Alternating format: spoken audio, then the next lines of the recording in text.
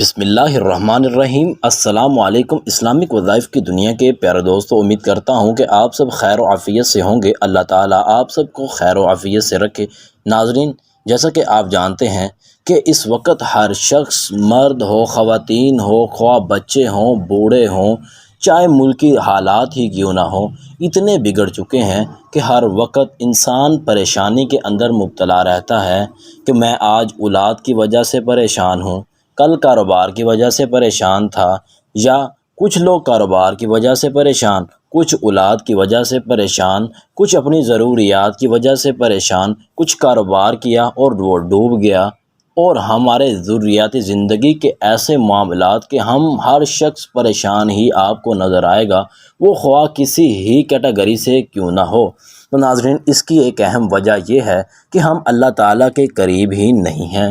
اللہ تعالیٰ کے قریب اگر ہم ہوتے ہیں تو پھر ہم گلے شکوے کرنا شروع کر دیتے ہیں۔ اگر ہم کوئی وظائف بتاتے ہیں تو لوگ کمنٹ کرنا شروع کر دیتے ہیں، ارے بھائی جان، مجھے تو اس وظیفے کا کوئی فائدہ ہی نہیں ہوا۔ میرے بھائی، سب سے پہلے ہمیں یہ جان لینا چاہیے کہ ہم قرآنی وظائف بتاتے ہیں، اس کے اندر نہ تو کوئی ہمارا اختیار ہے اور نہ ہی ہم رکھتے ہیں اور نہ ہی کوئی رکھ سکتا ہے۔ تو ناظرین، اللہ تعالیٰ نے واضح الفاظ میں کہا ہے کہ میں خالق ہوں، میں مالک ہوں، میں وحدہ لا شریک ہوں، میری کوئی اولاد نہیں، اور ہم بھی اس چیز کو مانتے ہیں۔ الحمدللہ ہم سب مسلمان ہیں، اور مسلمان کی پہچان ہی یہی ہے کہ وہ اللہ تعالیٰ کو ایک مانتا ہے، اور اس کے بعد یہ دعا قبول کرنا یہ اللہ تعالیٰ کے ہاتھ میں ہے۔ وہ چاہے ایک منٹ کے اندر آپ کو زمین سے اٹھائے اور آسمان پر لے جائے، وہ چاہے آپ کو بادشاہ سے فقیر اور فقیر سے بادشاہ بنا دے، وہ اس کے ہاتھ کا کام ہے۔ اس نے اتنی انسانیت بنائی، وہ مردوں کو بھی زندہ کر سکتا ہے۔ وہ ہمیں مال دینے پہ آئے تو ہم حیران رہ جائیں، اس نے ہمیں مال کہاں سے عطا کیا۔ تو میرے بھائیوں، اس بات کو لازمی دیکھیں کہ یہ قبول کرنا یہ اللہ تعالیٰ کا کام ہے، ہمارا کام نہیں۔ ہمارا کام ہے کہ صرف اللہ تعالیٰ کے قریب ہو جانا، اور اگر ہماری دعا قبول نہیں ہوتی تو اس کے اندر ہماری خود کی غلطی ہے۔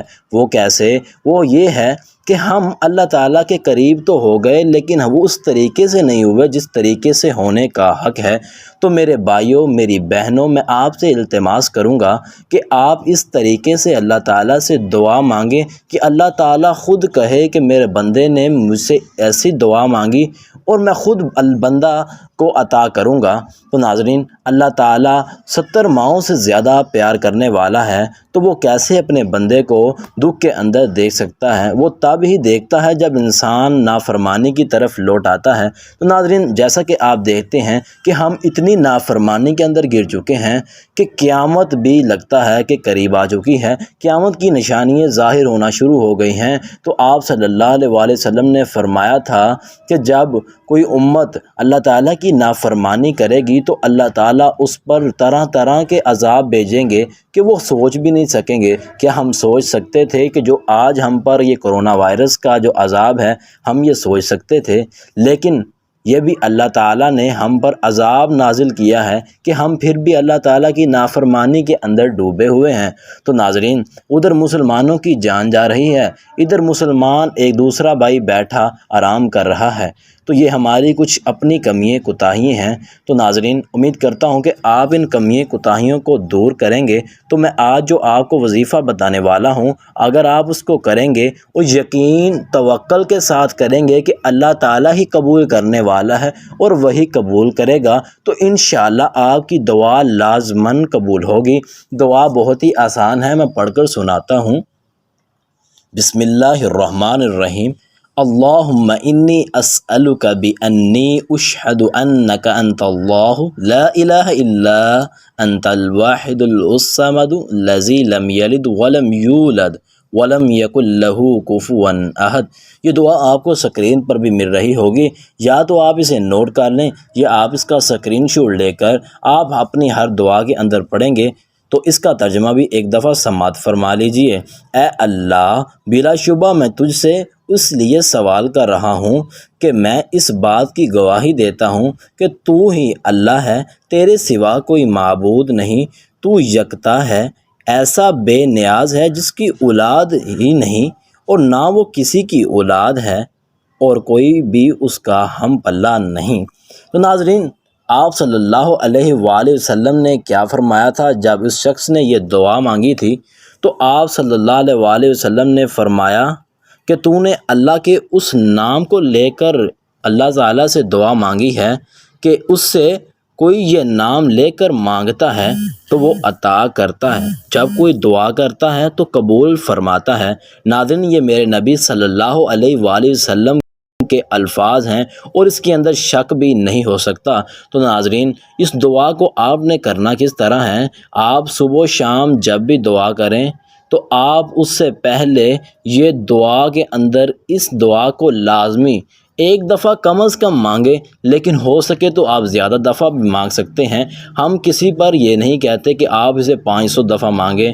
ناظرین، اگر اللہ تعالیٰ نے قبول کرنی ہے تو وہ پہلی دفعہ ہی قبول کر سکتے ہیں، لیکن آپ جتنی دفعہ زیادہ مانگیں گے تو آپ کا اللہ تعالیٰ کے ساتھ کنٹریکشن زیادہ ہوگا۔ تو اللہ تعالیٰ بھی اپنے بندے کو جب دیکھیں گے کہ میرا بندہ میری ہی طرف متوجہ ہو آیا ہے تو اللہ تعالیٰ خود کہیں گے کہ میں نے اپنے بندے کو معاف کر دیا۔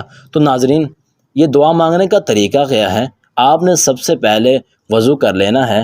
اگر آپ 2 رکعتیں نماز نوافل پڑھ لیں اور اگر آپ فرض پڑھتے ہیں تو فرض کے بعد اگر آپ نوافل پڑھ کر ہاتھ اٹھا لیں تو پھر اللہ تعالیٰ سے دعا مانگنے سے پہلے اللہ تعالیٰ کی تھوڑی سی تسبیح بھی بیان کر لیا کریں۔ الحمدللہ رب العالمین الرحمن الرحیم، اور اس کے بعد آپ درود شریف پڑھا کریں۔ درود شریف کثرت کے ساتھ پڑھا کریں، کیونکہ آپ صلی اللہ علیہ وآلہ وسلم پر جو شخص درود نہیں بھیجتا اس کی دعا بھی اللہ تعالیٰ قبول نہیں کرتے۔ تو اس کے بعد آپ اس دعا کو پڑھیں اور اس کے بعد اپنی حاجات اللہ تعالیٰ کے سامنے رکھیں تو انشاءاللہ لازماً اللہ تعالیٰ قبول فرمائیں گے۔ تو میں امید کرتا ہوں کہ آپ کو آج کی ہماری ویڈیو پسند آئی ہوگی، اور انشاءاللہ ملتے ہیں نیکسٹ ویڈیو میں۔ تب تک کے لیے اللہ حافظ۔